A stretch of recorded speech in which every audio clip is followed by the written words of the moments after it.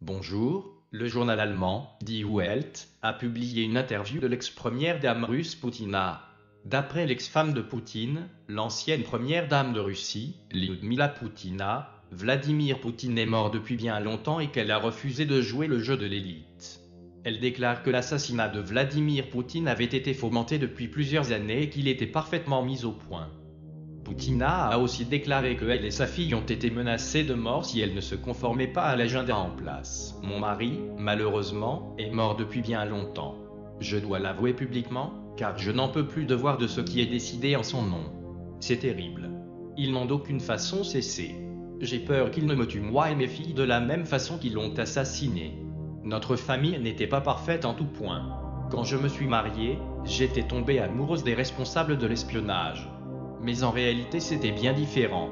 Poutine était mauvais, un homme cruel, un tyran. Il ne m'a jamais considéré et ne remarquait tout bonnement pas que j'existais.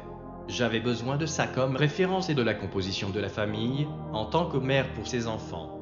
Je trouve qu'il est difficile d'en parler, mais Poutine m'a battu, m'a humilié et s'est moqué de moi. Vivre avec lui n'était que torture. J'ai essayé de répondre, pas juste ne lançant une procédure de divorce. Mais cet homme ne possédait rien de sacré. Pour me faire taire, il m'a conseillé à des psychiatres cliniques. Je suis passé à travers toutes les portes de l'enfer, les narcotiques, les substances psychotropes, les moqueries. J'ai été pendant bien longtemps la prisonnière d'une prison qui n'a jamais vu le soleil se lever ni n'a jamais vu d'autre personne. Je me rappelle encore de toute son horreur. D'une jeune femme confiante et sûre d'elle, je ne suis devenue qu'une ombre, ma volonté a été brisée, en tout point. Mais tout cela a commencé après sa mort, tout cela dépasse le concevable. Il était dans une période difficile. Je suis sûr qu'il n'en parlait pas. J'avais l'impression d'être de plus en plus éloigné de lui.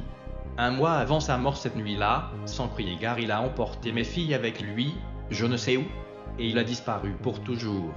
Une fois je suis rentré chez moi et certaines personnes, que je connaissais, ont mis ma maison en dessus-dessous, et avons dû changer le papier peint sur les murs. Ils m'ont dit une seule chose, si tu veux vivre tais-toi. Plus tard j'ai appris que le meurtre de Vladimir avait été préparé depuis longtemps, il a été éliminé quand le premier clone était presque capable de prendre la relève. De l'extérieur, bien sûr que j'aimais Poutine, j'étais impressionné. Mais c'était une personne radicalement différente. Ils ont en quelque sorte réussi à retrouver mes filles.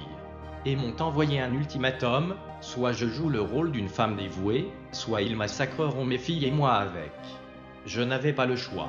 J'ai d'abord essayé d'éviter les événements publics. L'attention corrosive des médias, la controverse et les bavardages, tout cela m'a rendu malade au plus haut point. Mais je faisais semblant d'être la femme d'un homme qui était bien pire qu'il ne le paraissait, donc ils ont préparé un double pour moi. Quand je dis que quand les choses ne vont pas dans leur sens, alors ils se débarrassent des embarras. S'ils avaient eu le temps de mettre en place mon double dans des circonstances plus similaires, alors ils m'auraient tué il y a bien longtemps. Nous avons miraculeusement réussi à nous échapper. Pour des raisons évidentes, je ne peux pas dire qui nous a aidés à sortir de cette situation si dramatique et horrible. Le divorce a été ma délivrance. Maintenant je vis à l'étranger, je vais bien.